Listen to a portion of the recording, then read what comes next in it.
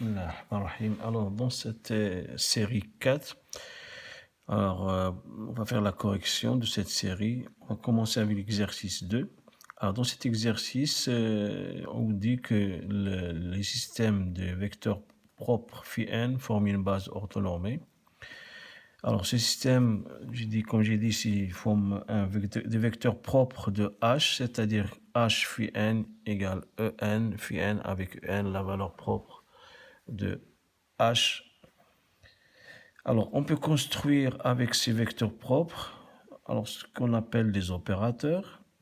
Donc, on écrit enquête phi m suivi d'un bras phi n.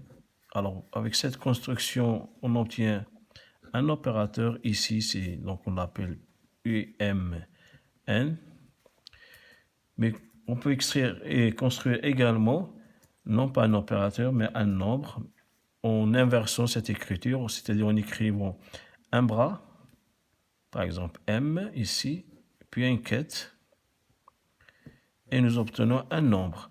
Alors ici, puisque le vecteur phi n forme une base orthonormée, alors ce nombre n'est autre que ce qu'on appelle le symbole de Kronecker, qui est égal à 1, puisque c'est normé, lorsque m égale à n, est égal à 0 lorsque m est différent de n.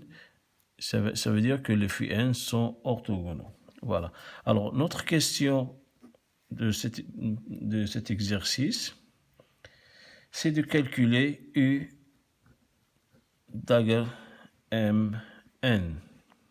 D'accord? Alors, on va réécrire l'expression de l'opérateur U. Phi m phi n, et on fait le dagger.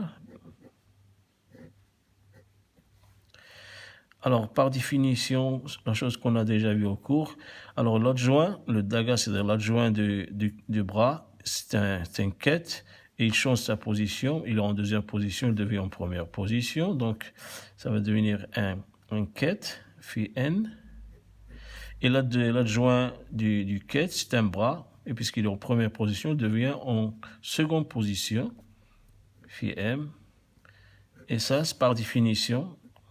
Ça, c'est par construction de l'opérateur m, ce n'est autre que l'opérateur m, mais ici on commence par n, puis par m, tout simplement. Voilà. Puis on vous demande de calculer également le commutateur de l'hamiltonien h um n. Alors, par définition du commutateur, c'est h um n moins umn h. D'accord? Alors, en remplaçant l'opérateur umn par son expression, c'est-à-dire phi m phi n, moins également ici, c'est phi m phi n, et puis h.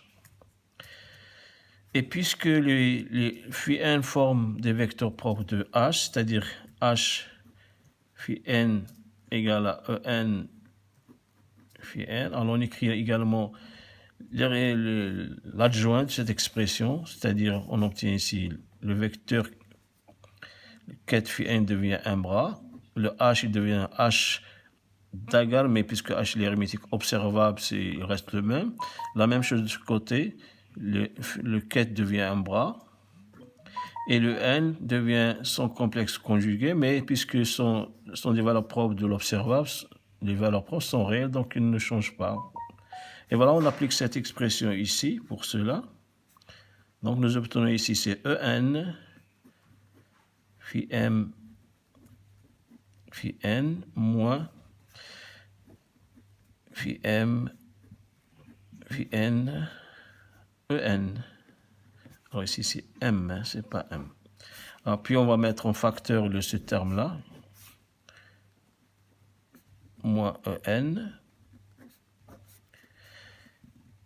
qui est autre, ce terme-là, c'est le um, c'est l'opérateur um. Voilà. D'accord?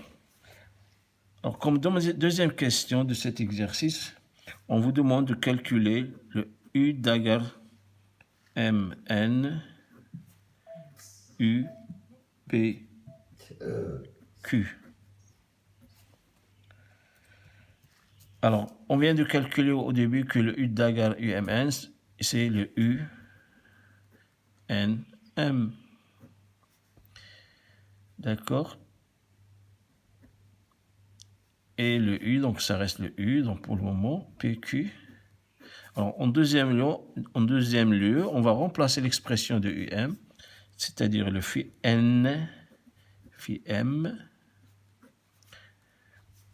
qui multiplie celui de UPQ, c'est-à-dire, donc ça va être un P,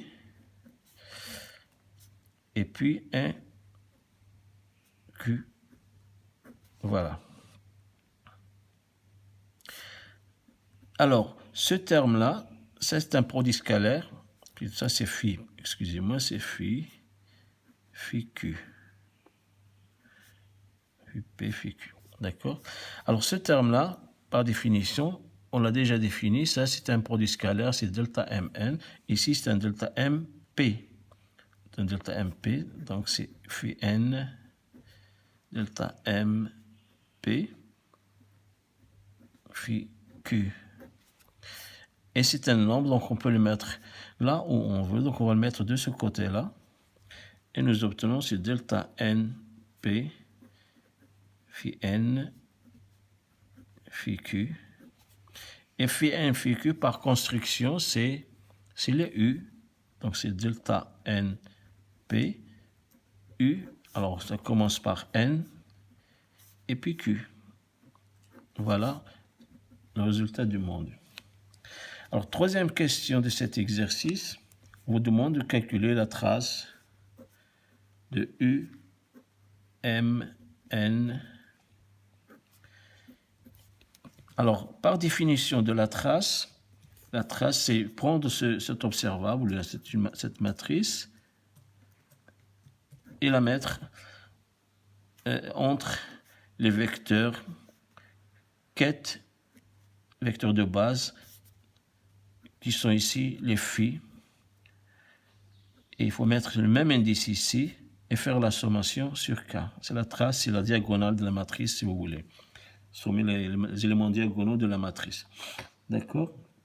C'est ça. Alors, puis on va remplacer, en deuxième lieu, on va remplacer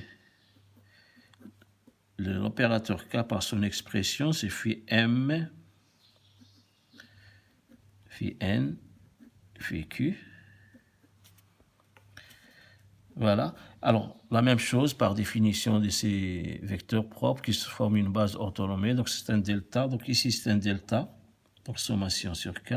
Celui-là, c'est un delta avec K, M. Et celui-là, la même chose, c'est un autre delta, mais N, K. Et puis, sur la sommation sur K, on obtient un delta dans lequel on remplace le K par N. D'accord?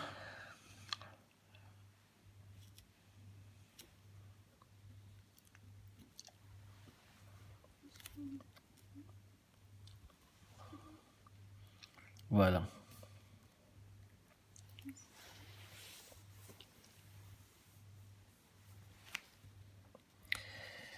Alors, on va passer à la quatrième question de cet exercice,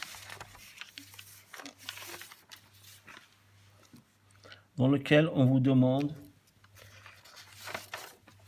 de calculer le sigma Mn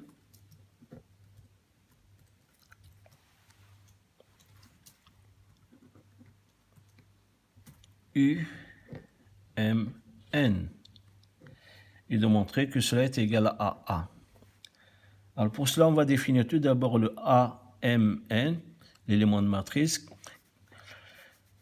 Donc c'est un élément de matrice, donc c'est l'opérateur A entre les éléments de la base qui sont ici les vecteurs propres, phi M et phi N. Voilà, et voilà les phi, mais donc c'est le N, donc on va mettre ici le N, M, c'est M. Donc on va injecter cette expression dans la formule du début, sommation mn, AMN, donc ça fait phi m, A, phi n, et on remplace l'expression de l'opérateur UM1, c'est-à-dire phi m, phi n. D'accord? Alors ça, c'est un nombre. On va le mettre ici. On peut le mettre là où on veut, donc on va le mettre ici. Ça donne sommation sur m, n, phi m, et puis le nombre, c'est phi m, a, phi n. Donc ça, c'est le nombre. Et puis le reste, le phi n.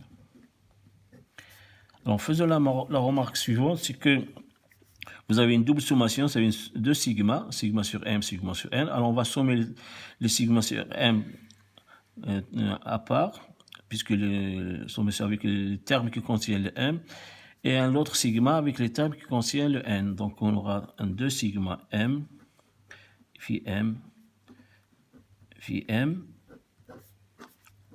a, et puis l'autre sigma, phi n. Voilà. Alors, les phi m et le phi n forment une base, et en mécanique quantique, la base avec cette écriture-là, ce n'est autre que la relation de fermeture, qui est égale à l'opérateur A, 1 plutôt, est égal à l'opérateur 1, qui multiplie A, et c'est la même chose, puisqu'il forme une base en mécanique quantique. Ça, cette écriture, c'est autre que la relation de fermeture, qui est égale à l'opérateur 1. Donc, ça, c'est 1 fois A fois 1, c'est l'opérateur A. Voilà.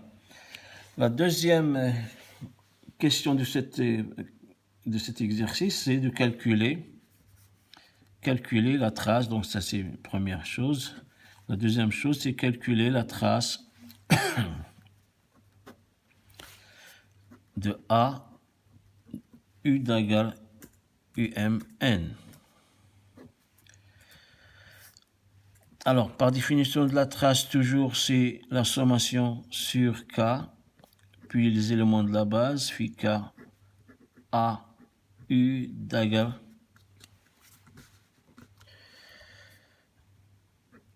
MN, et puis le phi K. Donc, ça par définition, qui est égal toujours. Alors, on va réécrire une deuxième fois cette écriture avec K, phi K, A. Alors, on va remplacer le U d'Agal Mn. On a déjà calculé, le U d'Agal devient le U, mais on interchange la position de M et N. Donc, ça fait U, N, M, phi K.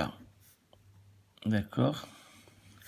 Et puis, on va remplacer l'opérateur U par son expression. Sommation sur K, phi K, A, phi N, phi M, phi K. D'accord? Alors, sachant que sommation, ça c'est un nombre, par définition, ça c'est l'élément de matrice A. Ici c'est K, ici c'est N. Et ça, par définition de la base phi n, c'est le delta. Ça c'est le delta. C'est le delta, mais M, K. Et puisqu'il y a la sommation sur K avec le delta, ça donne le A, et on remplace le K par M, A, M, N. Voilà la question demandée, et on vient donc terminer la solution de l'exercice 2 de la série 4. Voilà, merci.